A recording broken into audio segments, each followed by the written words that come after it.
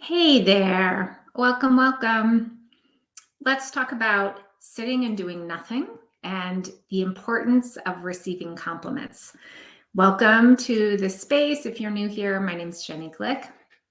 I'm a mentor for women, a lot of women who are midlife, who are in a place where they don't know who they are. They haven't learned how to trust themselves. They are in a moment of wanting to more fully express what's inside of them and cultivate what I think of as a sacred relationship with themselves. So, sorry, I just put a homeopathic thing under my tongue. So, my apologies.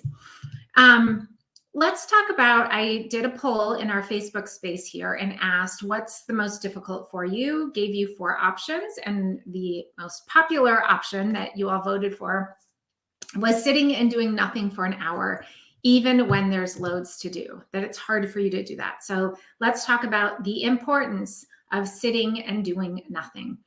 So many of you in this space have been here for a while, and I know bits and pieces of you. And I know that you're really wanting to embrace a more feminine way of doing life.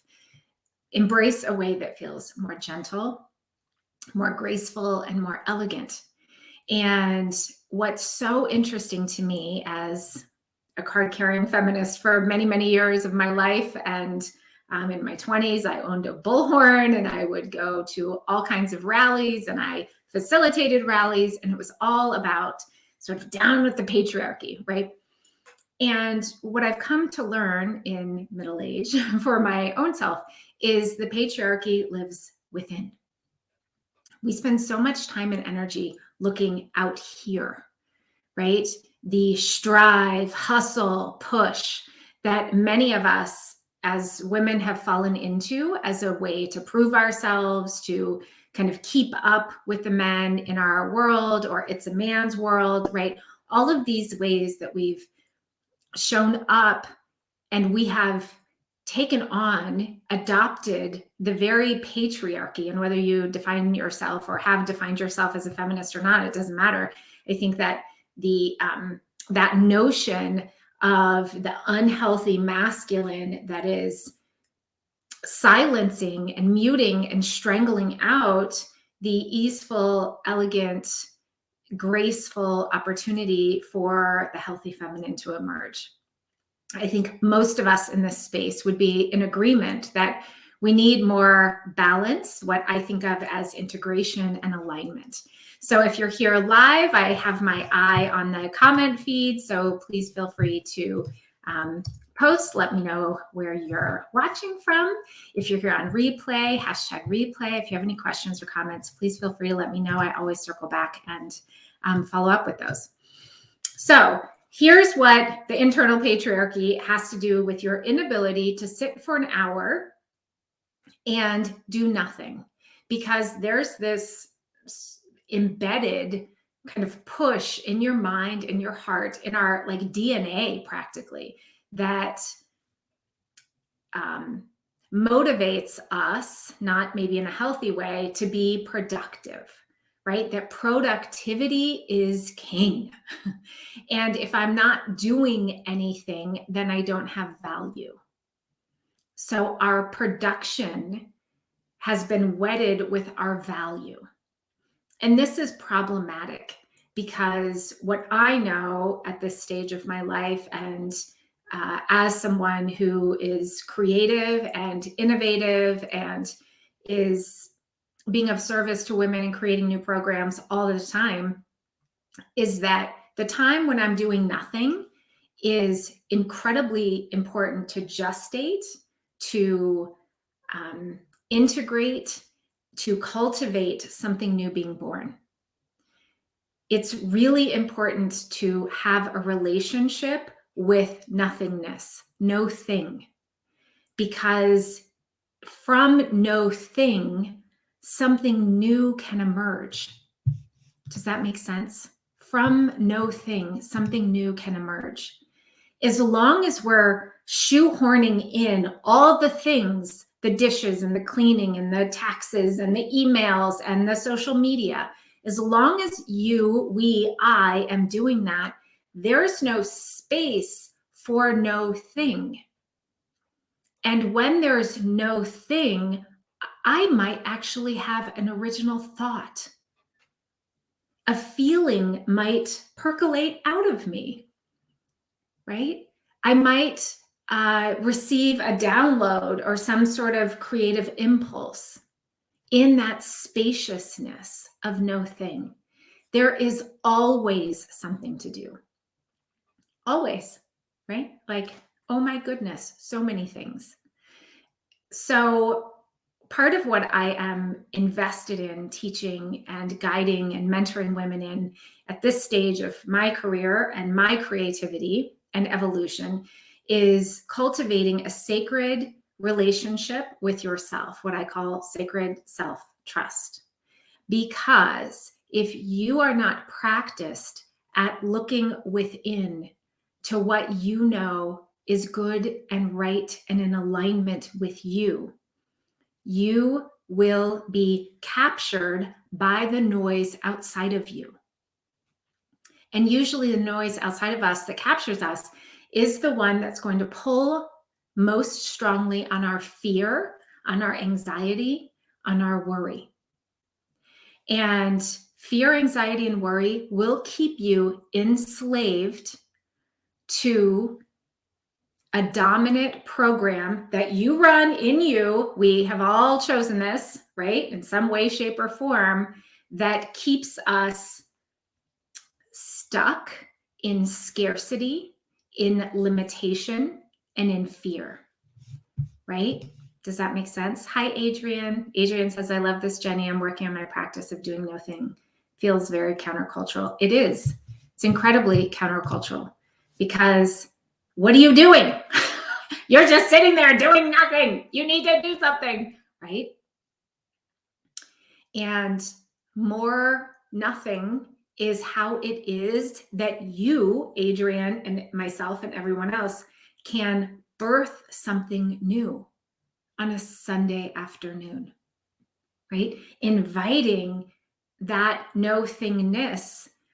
And what tends to happen is we last for a minute or three, and then you go straight for your phone to fill in that space. Oh, this podcast, this Audible book, this, like, I'm going to teach myself, I'm going to learn myself something new, right? And I'm all for learning. Growth is like a really important value for me. And I also recognize that one of the most powerful ways to grow is to be in deep relationship with myself, right?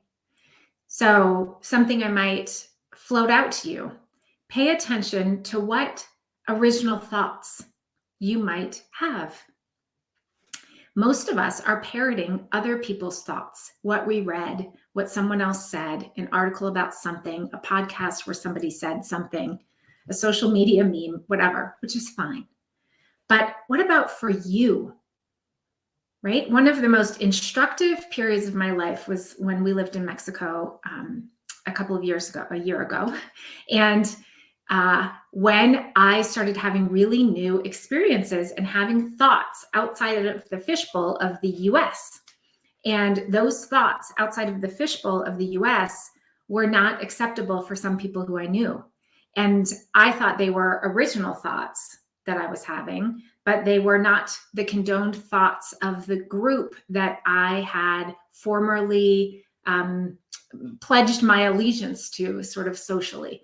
So it's really interesting to notice in me that as I changed my life, really pulled out of my culture and started spending more and more time by myself, walking on the beach, on my paddleboard, and really aligned with myself and speaking from what felt true for me, the pushback that I got externally to not be me, because me was uncomfortable for other people, right? So similarly to what Adrian's saying, when you do no thing productive, it's going to push your partner, your kids. Mom, what are you doing?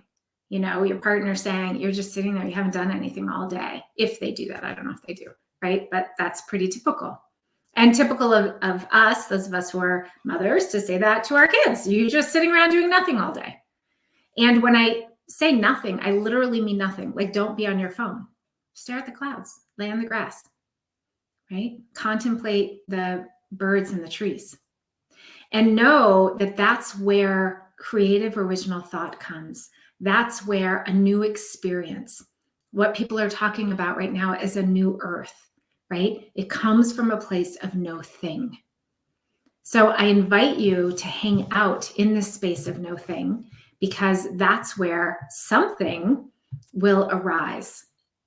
I want to quickly tag on the second most popular challenge that many of you have, which is receiving compliments, fully accepting them, and saying thank you rather than deflecting the appreciative words. Those of you who've been here for a while have heard me say this many, many times. You have to cultivate the ground in here to be the kind of person that you want to be in intimate relationship with out here. So if you want your partner, real or imagined, in your life to be appreciative, to be grateful, to be loving, to be generous with you, then it's really important that you practice doing that on your own. Many, many years ago, I started practicing this, where if somebody said, oh, I really like your top, or nice hair, or whatever, to take a breath and say, thank you. And to feel it in my whole body, what that feels like to be acknowledged, right? Because if I deflect it unconsciously, what I'm doing is I'm telling myself I'm not deserving, right? I'm keeping myself in the addiction to scarcity, to martyrdom, to not enough. And it is totally true, as above, so below. If we want our external world, whether that's your relationship with your children, your adult children, your spouse, your world, the government, the globe, right? If you want that to change, it always starts here, always. And so if in here, I'm deflecting love, if I'm deflecting being rather than, and living in a state of constant doing, right? I'm contributing to that in my external world too. I'm not saying this because it's about perfection. I'm saying this because I think the most important thing that we can do is raise our consciousness in an embodied, aligned way as human beings. When I change deeply and I'm more coherent and aligned, then I have a ripple of impact on the people around me. And those of you who've worked with me in my 8-week program and in other arenas have told me this, that your whole life has changed, that the people around you have changed because you started showing up in more alignment with yourself.